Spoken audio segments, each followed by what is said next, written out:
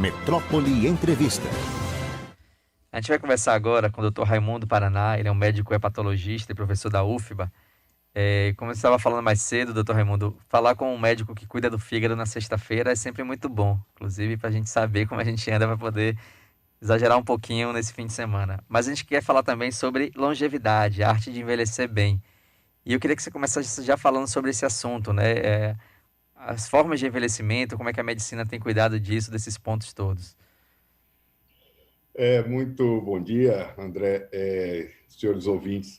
Não há dúvida, esse é um tema muito interessante, até porque a expectativa de vida no nosso país só aumenta. Nós tivemos um pequeno descenso agora por conta da Covid, são 600 mil mortes, né? Isso impacta em qualquer estatística, mas de que nós tivemos o SUS, os nossos indicadores de saúde aumentam, isso há mais de 35 anos, eles aumentam, e a expectativa de vida do brasileiro passou praticamente mais de 15 anos em relação ao período anterior. E isso gera duas questões. Primeiro, uma responsabilidade maior, um custo também maior, porque, obviamente, tem o custo de saúde e o custo de seguridade social, mas leva também uma nova experiência que inclui envelhecer bem e envelhecer com longeatividade, que é mais do que longevidade, que é o indivíduo que ultrapassa a barreira dos 50, 60, 70 produtivo. E eu acho que essa é a questão principal hoje que se discute, porque há muitas pessoas nesse extrato de idade que são extremamente produtivas, estão buscando o mercado de trabalho, mais do que isso, estão sendo priorizadas no mercado de trabalho. Doutor Raimundo, nessa equação do envelhecimento, né, com qualidade de vida, com atividade, como o senhor citou, o quanto entra a parte genética de cada indivíduo, quanto entra a atividade física, o tipo de vida que a pessoa leva, os avanços da medicina, o quanto a gente consegue mensurar cada coisa ali nessa atividade para poder envelhecer com um envelhecimento saudável e ativo? Então, André, nós somos o resultado de duas coisas. Primeiro, a nossa carga genética, que até o momento não é totalmente desvendada ou não é possível desvendá-la para um planejamento ainda, a não ser em alguns pontos específicos, mas o nosso comportamento também. É a união da nossa genética com o nosso comportamento que nos faz envelhecer melhor, envelhecer com mais saúde, envelhecer com mais propriedade. Obviamente que eu não quero ser repetitivo com isso, mas a atividade física é fundamental. O ser humano está cada vez mais sedentário, cada vez mais ingerindo alimentos hipercalóricos, de muito fácil digestão, pobre em fibras. Isso leva ao indivíduo a ganhar peso corporal, e o ganho de peso corporal com sedentarismo é péssimo em relação à saúde. A obesidade é a maior causa de mortalidade do mundo, em todos os sentidos, seja como uma morbidade em si, seja como uma comorbidade, como, por exemplo, a gente viu agora na Covid, os obesos morreram muito mais do que os não obesos. Os sedentários morreram muito mais do que os não sedentários. E, então, o hábito de vida que inclui dieta, e uma dieta que não é dieta mágica nem modista, é uma dieta balanceada, que nós chamamos dieta do Mediterrâneo, rica em carnes brancas, peixe, sobretudo, rica em grãos, nozes, legumes, azeite de oliva. E essa é a dieta mediterrânea que hoje, comprovadamente, a gente sabe tem um impacto imenso na sobrevida, na qualidade de vida e na prevenção de eventos cardiovasculares e hepáticos também. E atividade física, que também se contrapõe ao ganho de peso corporal, à hipertensão arterial, por consequência, tem um impacto importante na qualidade e na quantidade de vida, e a atividade física também reduz o risco de diabetes, que é um problema dos mais sérios já na terceira idade. Doutor Paraná, boa tarde. É Luana que está falando. Eu queria falar com o senhor um pouco sobre esse momento que a gente está vivendo, né, na pandemia, né, de isolamento, principalmente em relação aos idosos. E os idosos que eu acompanho, que estão ao meu redor da minha família, acabou que eles aumentaram um pouco a solidão.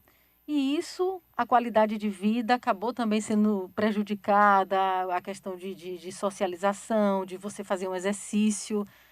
E eu queria que o senhor falasse um pouco sobre isso. A gente ouve, inclusive, casos de depressão por conta desse isolamento que foi importante, que foi fundamental nesse momento de Covid. Eu queria que o senhor falasse um pouquinho sobre isso. Claro, Luana, excelente colocação. Não há dúvida que esse grupo de pacientes idosos aposentados, eu acho que foi o que acabou sofrendo mais nesse período de pandemia. Eles sofreram mais porque eles foram as principais vítimas no primeiro momento, antes da vacina, né? E eles sofreram mais por causa do isolamento. E esse isolamento também, ele era um pouco mais perverso, porque isso implicava também em não conviver com adultos jovens da sua família, o que habitualmente acontecia em muitas famílias não pôde mais acontecer pelo risco do adulto jovem levar para casa do idoso a doença. E foi, num determinado momento, devastador. O impacto psicológico foi imenso, tivemos realmente muitos casos de depressão, mas tivemos também a redução da atividade física, o que não é bom para um paciente, para qualquer paciente, para o idoso o impacto é pior ainda, mas tivemos também alguns exemplos muito interessantes. Eu tive pacientes que fizeram em casa uma espécie de academia, que ligavam a televisão num determinado canal e enfrentavam isso, diferente, eu não sei qual é, mas é um canal de TV que passava a atividade física e eles faziam. Então, eu tive contrapontos assim muito interessantes. Ou aprenderam a As entrar na internet videochamadas, também, né, doutor internet, tudo Paraná? isso. Eu tive uma paciente de 90 anos que se tornou uma voraz ativista em redes sociais, etc., inclusive a favor da vacina, e ela ela não dominava as redes sociais, nem e muito pouco a internet, passou a dominar intensamente, ou seja, sempre se encontra alguma saída, né? A gente está conversando com o Dr. Raimundo Paraná, médico patologista e professor da UFBA. Dr. Raimundo, nessa arte de envelhecer bem, o quanto o jovem hoje ele pode fazer um investimento já pensando nisso? Aí eu digo no sentido de um jovem, hipoteticamente, 34 anos, por acaso é a minha idade, levou uma vida desregrada até determinado momento e agora diz, não, agora eu vou de fato me preocupar. Existe uma data limite para isso? Vou começar a fazer atividade física, vou parar de beber. Estou falando hipoteticamente, não é meu caso, mas alguém que esteja levando uma vida desregrada. E tem algum momento para ele, agora eu vou me preocupar e fazer esse investimento na velhice? Olha, não há momento. Sempre é tempo de se preocupar, mas quanto mais precoce for essa preocupação, os resultados serão melhores, né? Eu tive um professor que dizia que quando o indivíduo nasce, ele começa a envelhecer. E um outro que dizia, olha, a preocupação com o envelhecimento deve começar aos 24 anos, quando o olho para de crescer. O último órgão que cresce é o olho, aos 24 anos. Por isso que o míope ele costuma ir muito ao oftalmologista até 24 anos para corrigir a lente, e depois ele estaciona, né? Então, esse processo de envelhecimento é contínuo. A gente tem o processo de crescimento, de adolescência, de adulto jovem, mas isso tudo faz parte de uma linha fisiológica que nos conduz até a idade mais avançada, a velhice. Então, quanto mais precoce for a preocupação com a atividade física e com a alimentação, melhor. A preocupação hoje que o mundo todo tem, sobretudo os Estados Unidos, e o Brasil devia ter muito mais do que tem, a América Latina toda, é o fato dos jovens adolescentes terem uma cultura de sedentarismo com a televisão e com jogos eletrônicos, o fato também das questões de segurança não permitirem uma atividade social muito fora, como ocorria na minha época, onde nós jogávamos bola na rua, batíamos o chamado baba, né? Em qualquer lugar, na praia, etc. Isso praticamente não existe mais. E o fast food que leva esses indivíduos a consumirem comida e terem comida muito calóricas, e isso leva à obesidade precoce. A obesidade precoce é um sinal precoce de envelhecimento ruim e de morte precoce. Isso os pais precisam saber e precisam combater.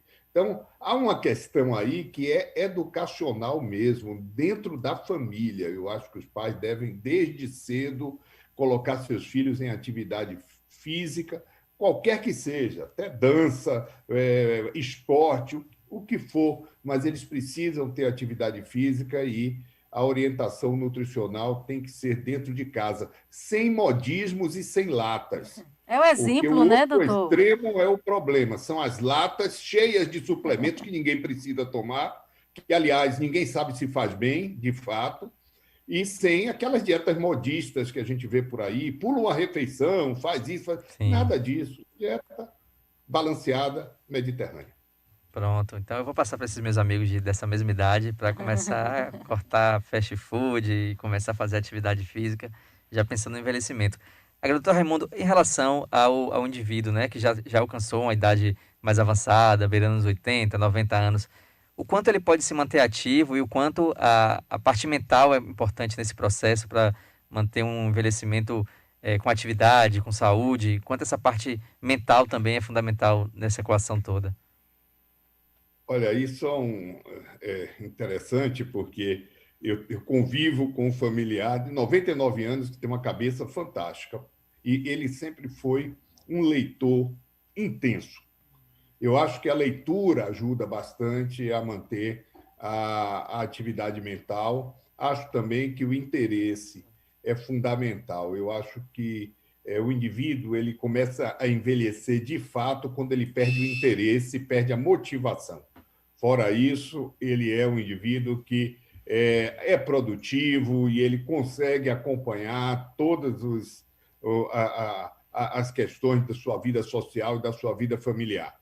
Acho essa é uma saída. A outra saída é não deixar de fazer atividade física. Isso é fundamental.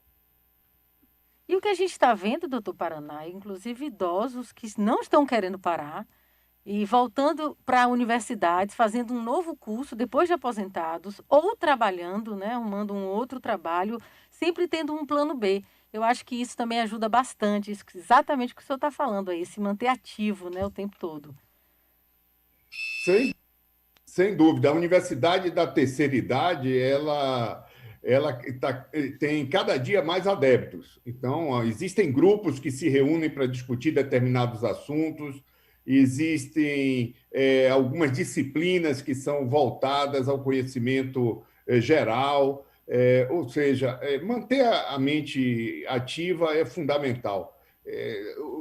Se a mente não estiver ativa, ela dá lugar ao desinteresse, e o desinteresse dá lugar ao envelhecimento muito rápido. É a velha menção, né? Mente sã, corpo são, ajuda nesse envelhecimento com qualidade. Doutor Raimundo Paraná, queria agradecer bastante a entrevista, as informações aqui passadas pelo senhor. Os microfones da rádio são sempre abertos para o senhor poder falar aqui sobre vários temas. Muito obrigado, André, Luana. É um prazer sempre estar aqui presente, sobretudo para discutir um tema como esse, fantástico, espetacular e de interesse neste momento. E lembrar que o paciente que amadureceu, que é chamado de idoso, mas ele é um indivíduo produtivo, esse é um indivíduo que tem muito a nos ensinar e tem muito a contribuir ainda para a sociedade.